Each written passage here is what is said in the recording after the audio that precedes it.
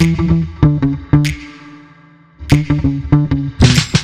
the show today, we have Karl Staib, and here is why he is awesome. He's a founder and owner of Systematic Leader, helping organizations improve workflow that drives effectiveness and tailoring their solutions to scale their business. This involves things like his magnetic systems method, which, spoilers, we're probably going to get into a little bit today.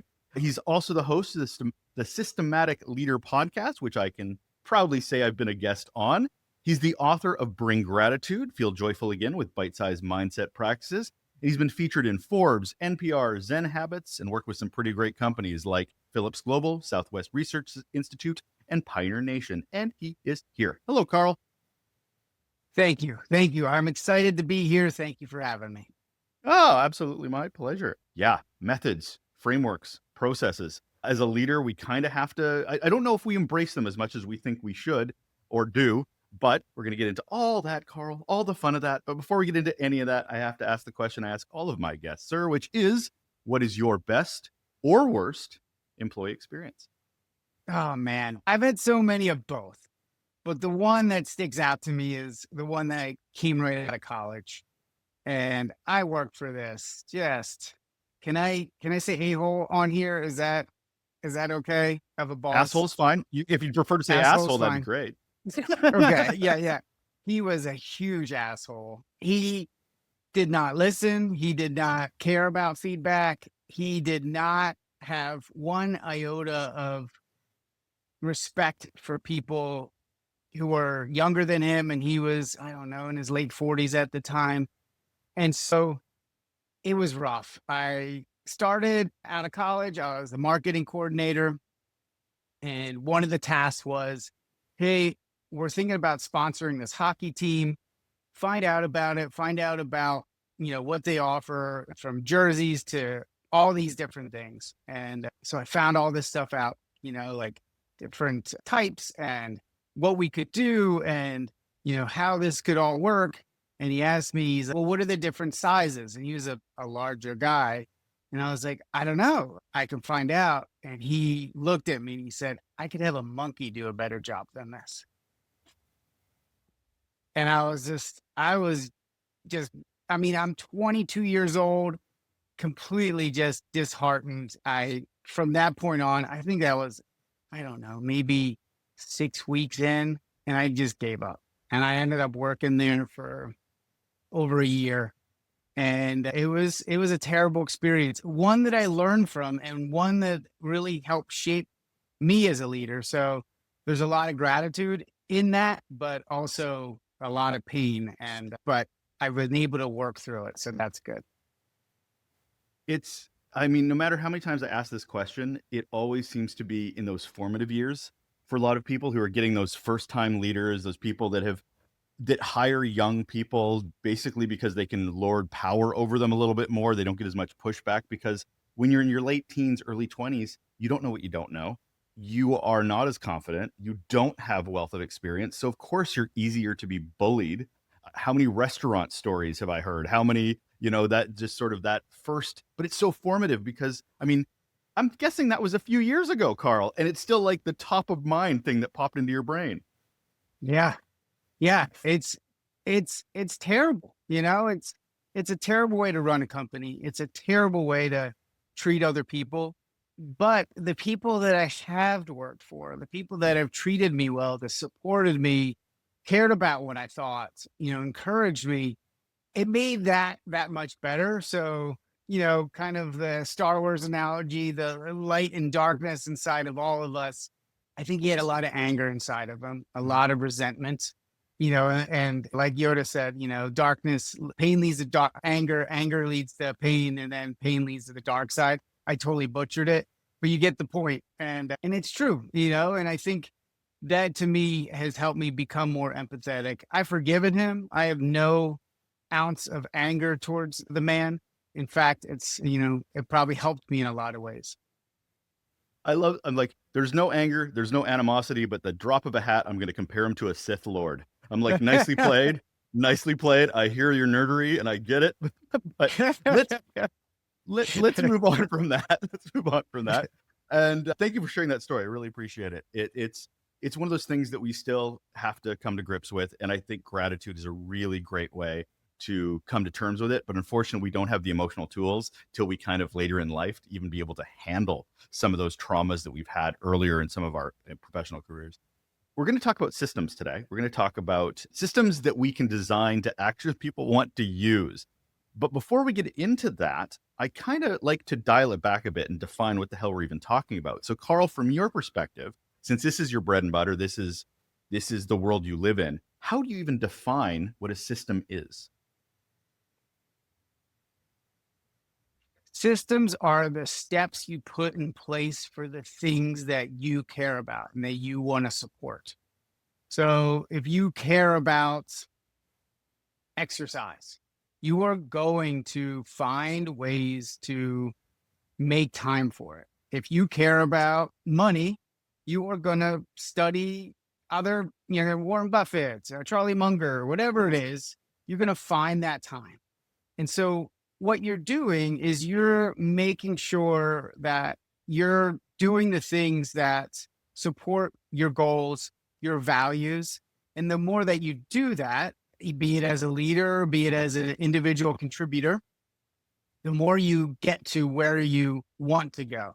Now, not all of us are good at those things. And so that's where really having somebody, help you, right? If you're young and you're in college and you come out and you don't know how to process email, you don't know how to use AI in the workplace.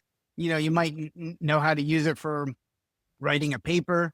You don't know the intricacies of how to apply something like that in your current role.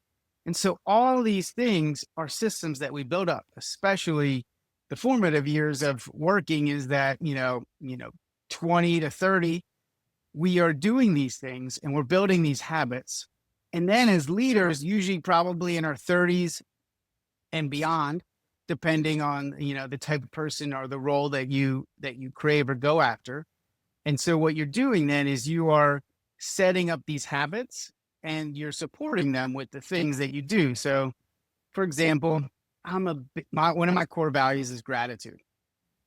I truly believe if you show appreciation for others, they're going to understand, what matters to you and, how that work that they do is really important. And the more that you do that, the more that you show that, the more that they feed off of that. And the more that, you're showing them that you really appreciate the work that they do.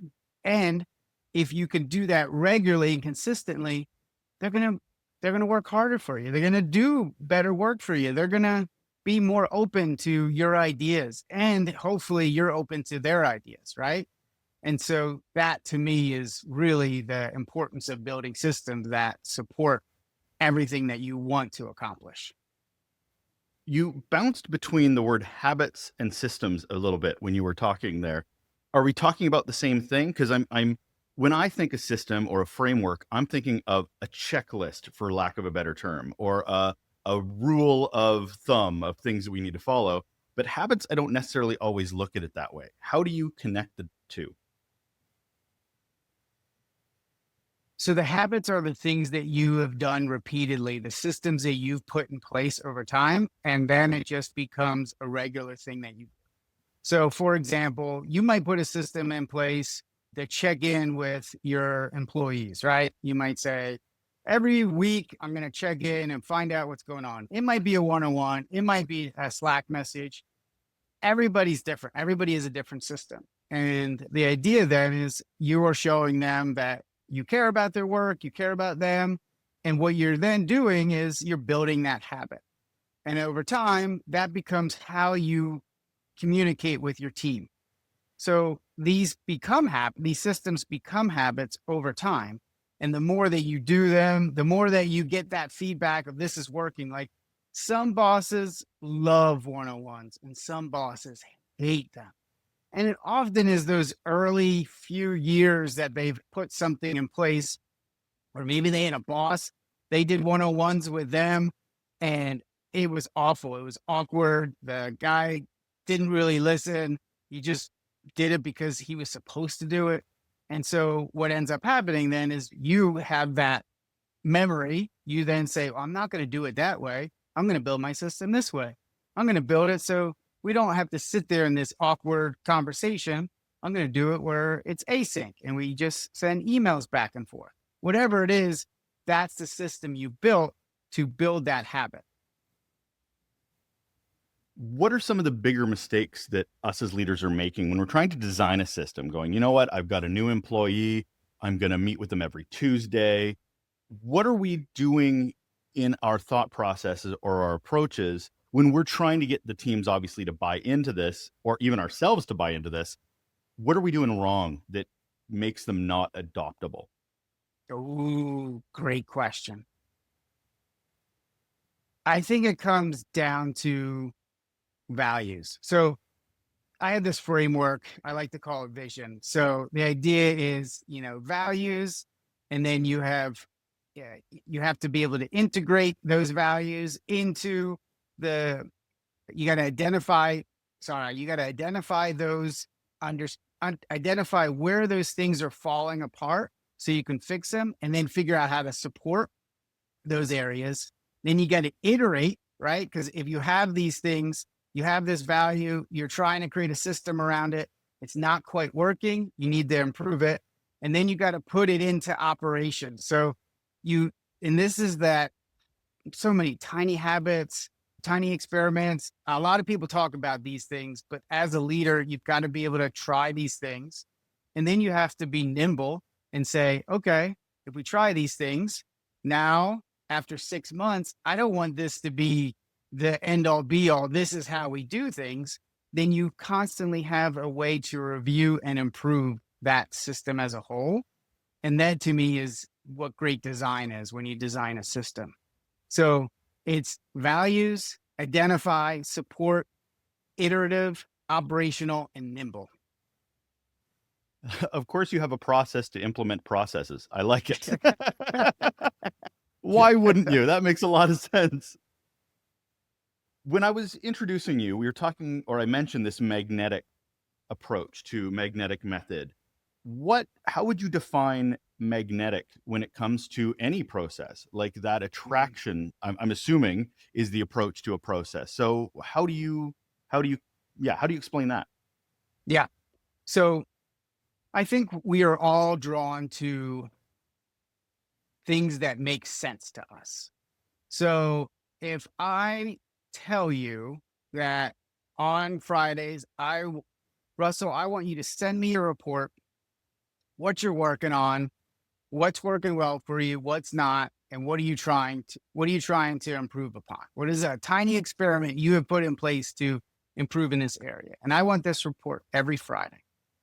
Now, if my values are, I'm consistent and I take this information and I learn what's going on with you and I use it in a way that helps me coach you, use it in a way that helps me improve your career, helps me improve our goals as a company, then it all makes sense.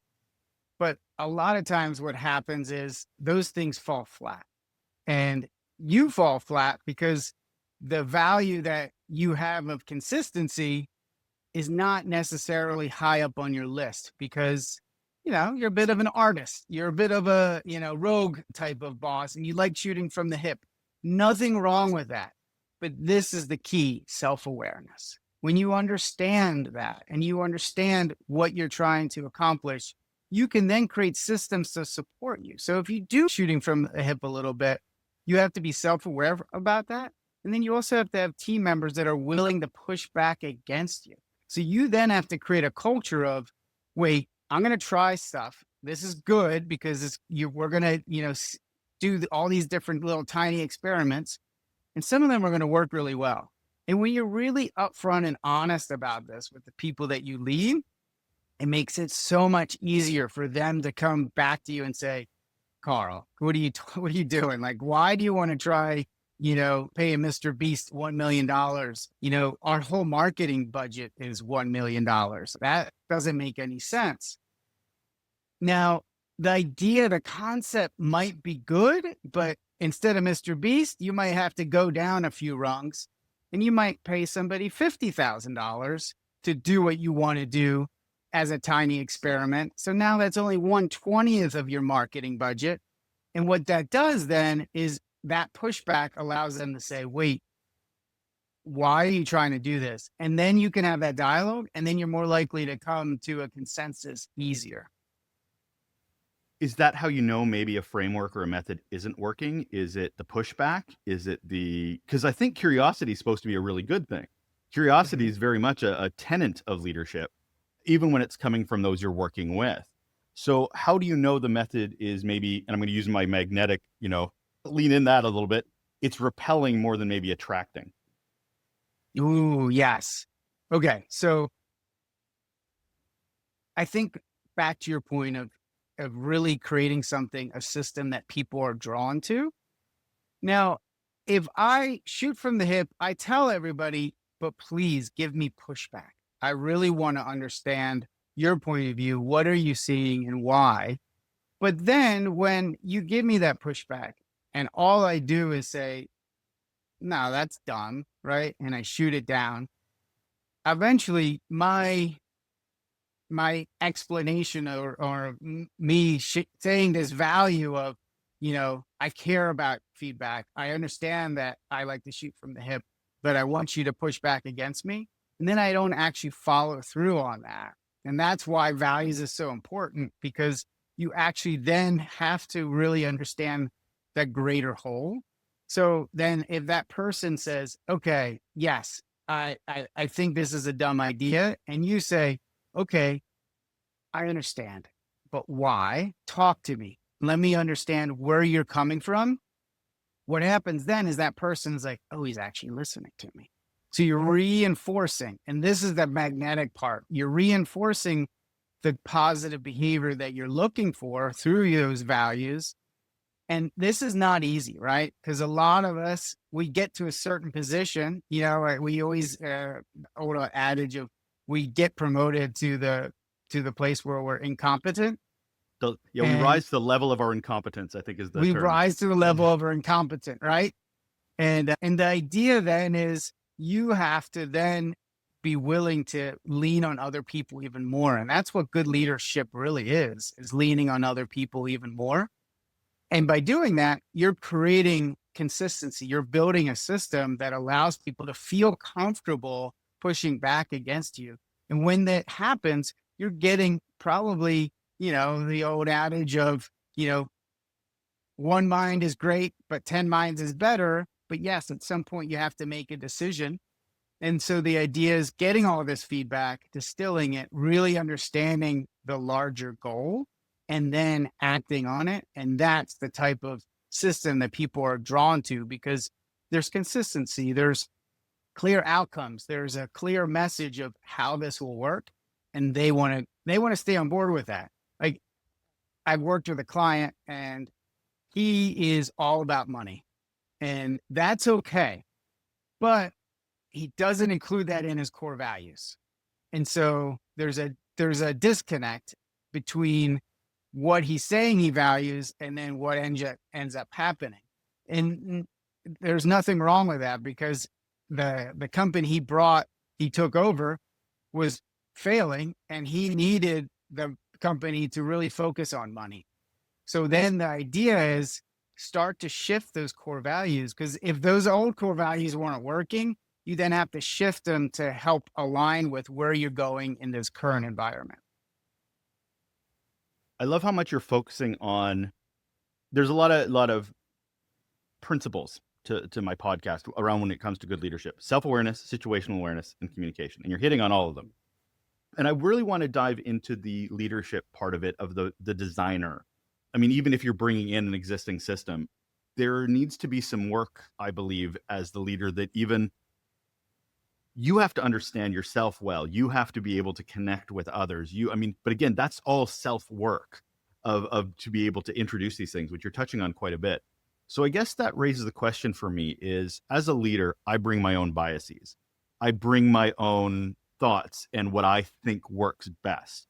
How do I check that at the door when I'm designing a system that I want others to use, when I'm thinking here going, well, I know it works for me? So why isn't it working for you? Because Mm, I designed it at my last company I worked at. It worked great for them. I don't understand why you guys don't get it.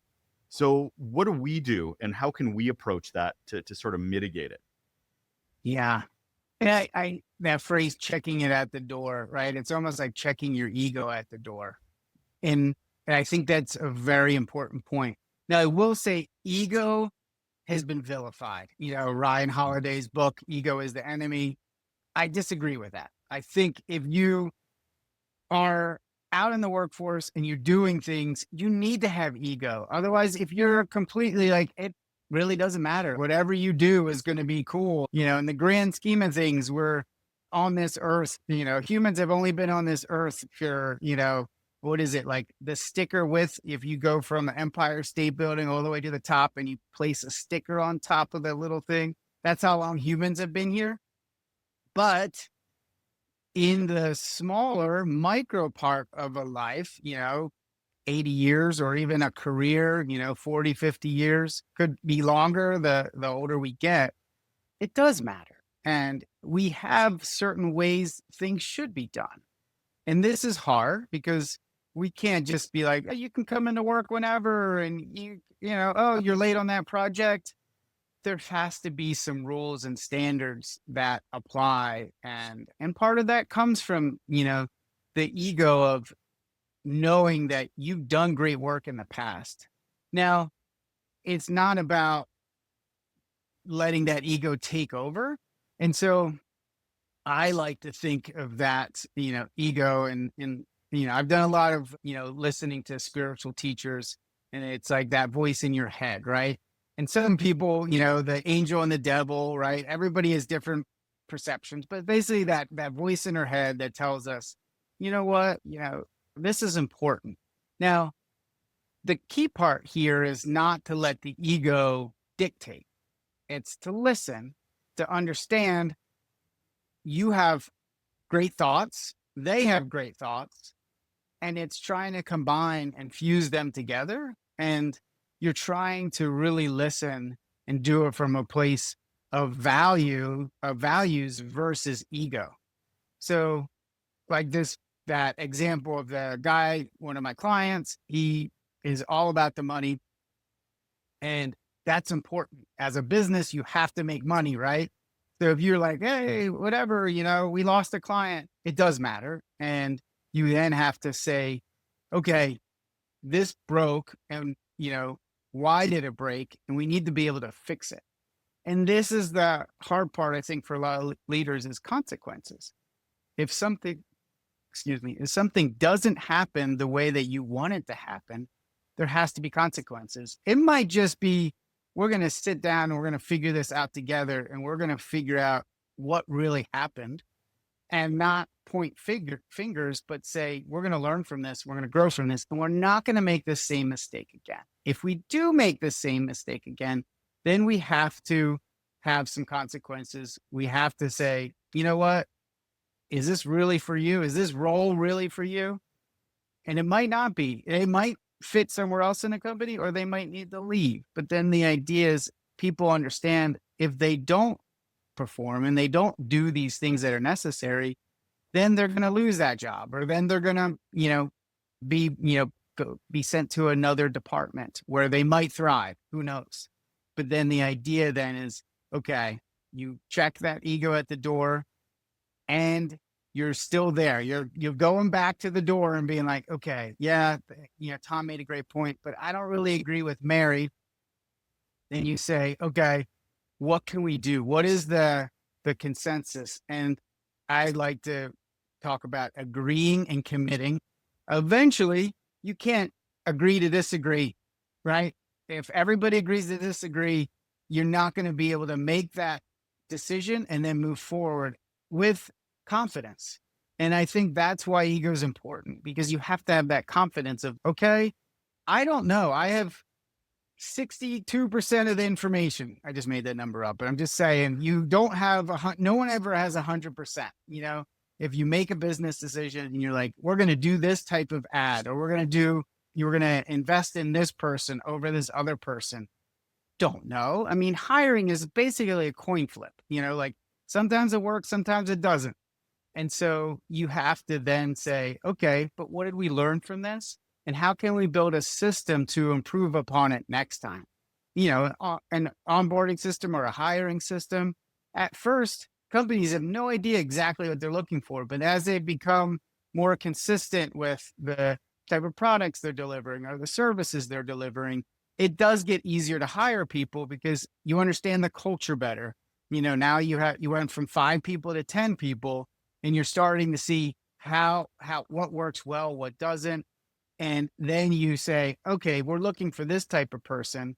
But in that first 5 people, you're like, that looks good. Let's try this person. But over time, you then are asking better questions. And that's a system. When you ask better questions, you're improving that system to find somebody that fits better with your company. I hear you on, thanks for that. I hear you on the consequences piece, but I think what might need to be hammered home a bit more too, and I don't know if you agree with this or not, is the accountability piece. Because we could introduce a system all we like, and if it doesn't work for our team, as the leader, that's more on us than it is on them, right? We can be bringing in a system, but we need to tweak and adjust based on the diversity, based on the mindsets of our team to understand. So, because in the world of leadership, I think we prioritize responsibility and deliverables far more than actual leadership was at accountability, which comes from the consequences, right? To your point. Yep. But the buck stops with you as the leader, or you're not the leader and you're just pointing fingers at other people. Yep. So I want to, oh, sorry, go ahead. No, I agree with you because I think accountability and consequences almost go hand in hand. Yeah. Accountability usually comes first, right? Because you're saying, hey, Tom, you didn't meet this goal. Okay, I want to understand what's going on. Am I not supporting you in the way that I could? And that's that being accountable internally for your own actions. And so I think, but this is the important part about systems is not saying, okay, we're going to now start treating clients like this. This is the system. And I'm not saying when they onboard, you definitely need a system. But at some point, some of those systems aren't going to fit well for some people's personalities.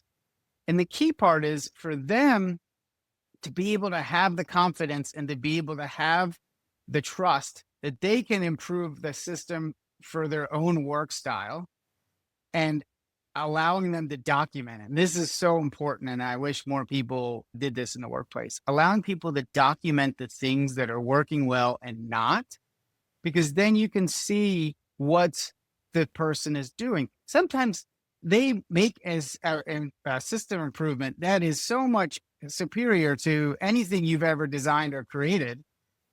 And then you realize, oh, more people should be doing this. And not that you have to dictate everybody needs to do it this way, but you can then teach and becomes a culture of teaching and sharing versus competing against each other.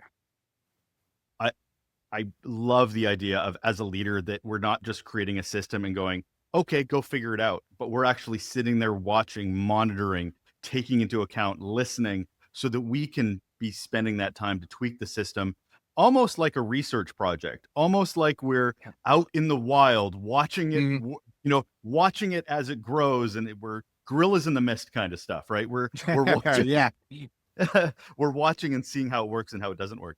Are there questions personally that we should be asking ourselves as leaders, sort of as check-ins when we're rolling out new systems, that we're like, I love the reflection piece, but I'm curious if there's more we could be doing. Yeah. So I'm a big fan of journaling. And like I said, what's working well and what's not is a very simple retrospective that I think more people should implement inside of a company. But you're right. It doesn't have to be just so kind of black and white.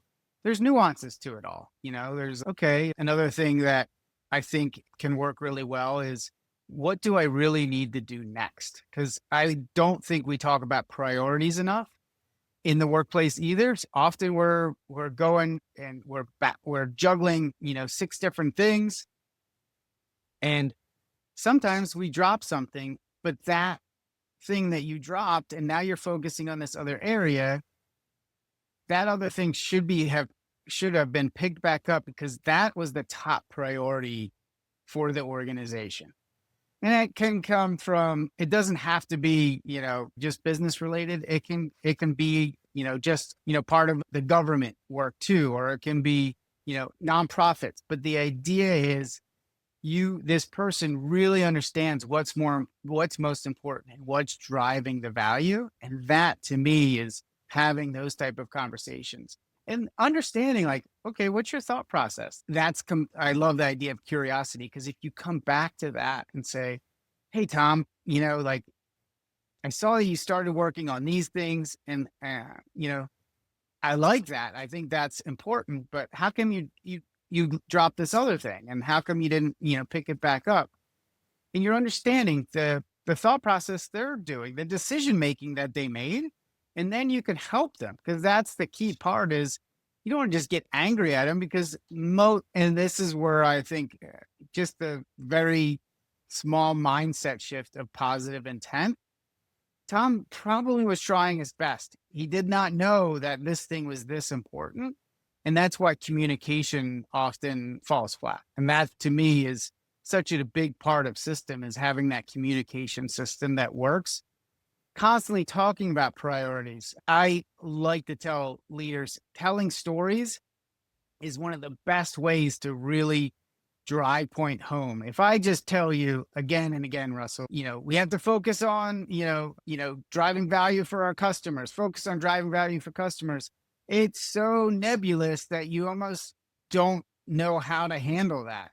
But if you say, hey, Jack recently did this great thing, like he went out of his way. We have this, client in, next county over. He went and he checked on the job site, and he looked at every single thing that was going on, and he realized there was a mistake.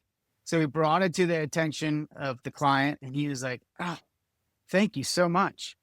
No one has ever done anything like that, and that's the type of thing that if you tell that story, it's much more likely that you're going to get the other people being like, oh, like Tom went, oh, he did that? Okay. Like you're showing the values of what you care about through storytelling.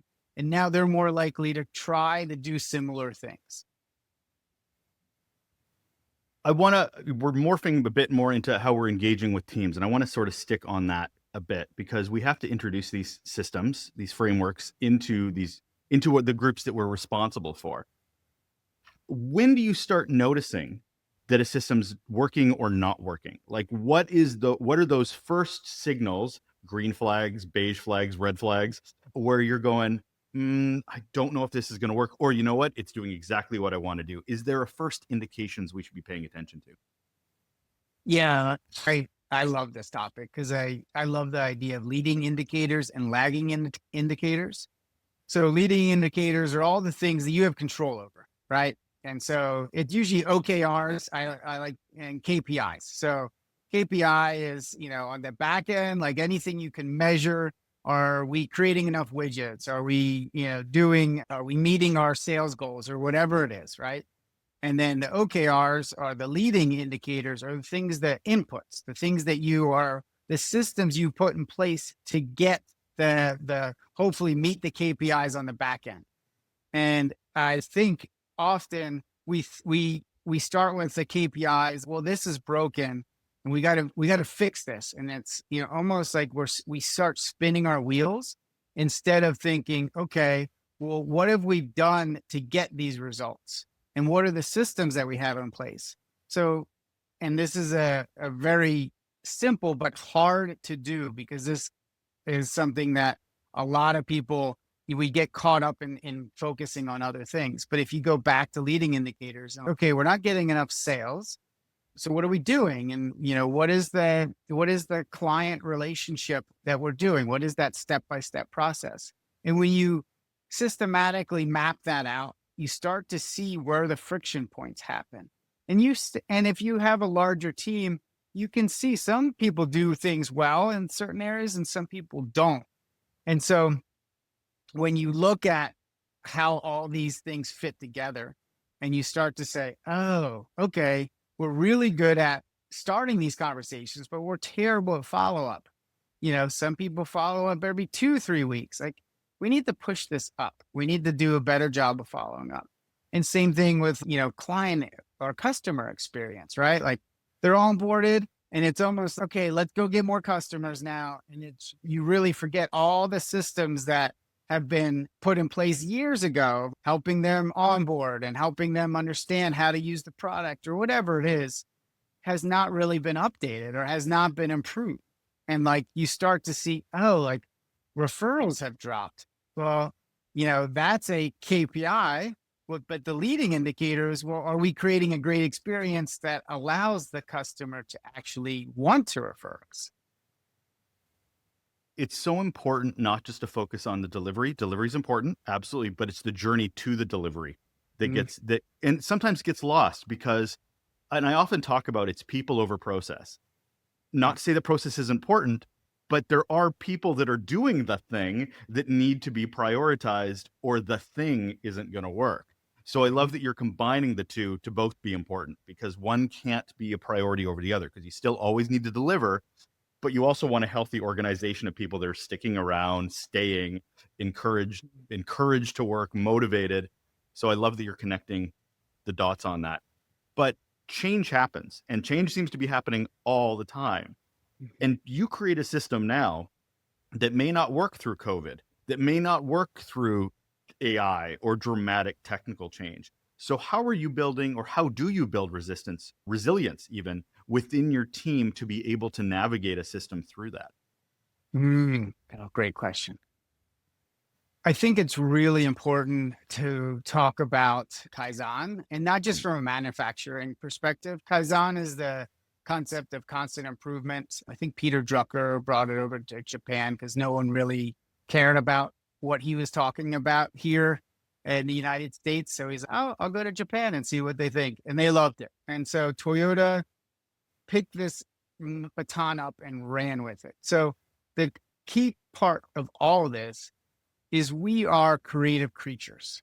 We need to be able to do things and then see things on the back end. We talk about leading indicators and lagging indicators. Well, a simple thing is, if you allow somebody to make an adjustment and it goes well and you praise them, they're going to be like, oh, I need to make more adjustments. Now, some adjustments won't work. And this is the key part, back to that, the type of boss you want to be. And, this to me is why I think all leaders should write down their core values.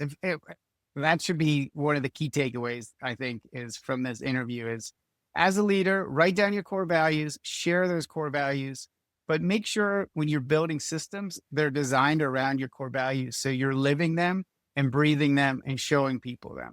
Okay. But the idea here is to really understand what motivates people. And to me, it's a big part of that's creativity. If we get into a rut or we do things the way we've always done them, we get bored, we get complacent. So for me, I find doing little team workshops. Like, I had a client, and what we did is it was about 15, 16 people. And what we did, we put in a quarterly process where we do workshops with different people from different departments. And we do that every quarter. And then we would have them say, okay, what are you working on? What's the friction areas? What's going on? And one of the things that came out of that was they found out that marketing was like trying to, send out emails. They had all these things and they was so manual. But the guy from IT was like, oh, I would automate that.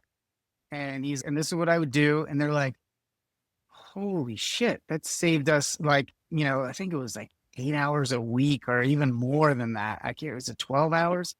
But it was because you're getting this creativity and you're getting these things, these perspectives from different people in the organization, and you're creating a relationship. So now it's going to be easier to go to each other and say, hey, I'm working on this. What would you do here? And you're there to support each other. And so what's funny is they started doing it every month after that because every quarter wasn't fast enough. And that's the key part of Kaizen is iterating and finding these things and trying these tiny experiments. Like, okay, let's try automating one part of this marketing loop, because at first they didn't want to say, okay, yes, sweep it across all the things that we do, that didn't make sense. So it's like tiny little experiment. They send out emails. Okay, let's automate it, and then they started using AI to help generate some of the content. And then there was an approval process. And then before it went out, it was much more automated and saved them a ton of time. And they're getting a better response from their customers. And so it's things like that, that if you allow people to work with each other, this is to me is why, as solo entrepreneurs, we need other people. We either need to hire them to help us as like employees or hire coaches. Because when you do, you're getting that other perspective. You're finding different ways of coming up with solutions that your brain just can't. And that's the thing. It takes a village, right? And we need to encourage leaders to do more of that stuff. You segued really well into the villages comment, because I want to pull back quite a bit to the larger of an organization. Because as much as I talk about, people say we have a culture. I'm like, no, you don't. You have 17,000 cultures. An organization has a lot of subcultures. But I'm kind of thinking the same way when it comes to systems. So organizations may have a couple systems, but it seems every team has their own systems because every leader is different, quality-wise, experience-wise. So when you look at an organization coming from a systems expertise, should it be that way? Because you've been talking about consistency a lot, but we're looking at an organization that may have, well, that business unit does it that way, that business unit does it that way, but the whole organization does it this way. And they could be bumping up against each other. They may not work so well against each other. What is the ideal situation in an organization as a whole? Yeah, you are never going to reduce. There's no company that'll be frictionless. Communication problems will exist today and they will exist 500 years from now. It is the nature of humans. We say something and we think we're saying it a certain way, but the person on the other end has a ton of their own, history and their own, a boss that, said things a certain way and triggers them. And then they're like, why did he say it like that? So the idea is, as much as possible, to create those communication systems that allow people to share ideas and open up and see things from different perspectives. And the key part to me, coming back to values, is really staying core to the values that you've developed as a team and as an organization. And I truly believe, director and their team of 6 people should have different values because they're supporting a different part of the company than, somebody in IT or maybe somebody in marketing or whatever it is. And so if you have those different type of values, then it still needs to align. This is the key part, is you can't just be like, well, we'll do whatever we want to do. And there's probably a lot of teams like that, and maybe they get stuff done, but it often creates a lot of conflict. So it has to be in line. It's always a sports analogy, right? If you have a football team, but they're bought in and they believe in the mission and they believe in the head coach and they believe in each other, they're so much more likely to win. And they're so much more likely to accomplish what they want to accomplish because they're trying to work together to do it. And I think that's what it's about. It's not just what needs to be done this way. You need to figure out how to communicate the why behind what you're doing. So if I'm a director and I'm saying, this is the way we should do it, and this is why. Now, the other person on the other side, the other silo, the other, team that's maybe in IT might be like, okay, I hear you, but we can't spend this amount of money to upgrade the infrastructure to be able to do that. So, what else can we do? And so you're having this dialogue versus, that ego coming in and be like, well, we need to have it done this way. And that's very common, that, kind of a top-down approach. But if it's more collaborative, if it's true to your values, Some people, they want that top down approach. And, there's a lot of leaders out there that are very, very smart, very high functioning, and they get stuff done, but it's harder to get that stuff done consistently if there's just one person making all those decisions. So you have to be able to figure out how to collaborate together, build a system around that, and can do it consistently. So I recently did a workshop for a company. It was a bunch of executives, and we basically talked about the communication systems internally. We found all these different friction points. And then there was a share out. And what you could see is everybody's like, oh, I didn't realize that was happening. It brought awareness to these things. And when you bring all these executives together, there's a common goal of, yes, we need to create a better experience for our customers. Okay, we can't do all these things that are broken, but what's the top priority? What's the one that's going to give us the best bang for our buck? Is it a matter of, I'm hearing you talk about values, I'm hearing you talking about priorities. Is that sort of the path to standardization while being open to flexibility when it comes to systems? Is that what I'm hearing? Yes, and I don't think, and this is the hard part, I think, for people is saying standardization is the end all be all, right? Yes, there need to be standards there. And this comes back almost to accountability as well, right? If I'm sending out emails and there's just typos all over it, that's not to the level of what should be done within the company, right? There needs to be standards for that. But if I'm sending emails that are very brief and they're filled with bullet points versus long paragraphs, and maybe most people write paragraphs inside the company, but my email is easier to digest. It's really understanding the greater goal that you're trying to accomplish and saying, if we get to point B, if we are able to do these things, make this sales quota, meet this deadline, whatever it is, if we do it and we do it in a way that works well, then we should celebrate that. And that's a key part of all this is celebrating the things that are working well, because then people are like, oh, that was done differently. We're celebrating that. As long as we meet these goals, which is, hey, one of our core values is excellence. And we believe if we're set a goal, we should be able to meet it.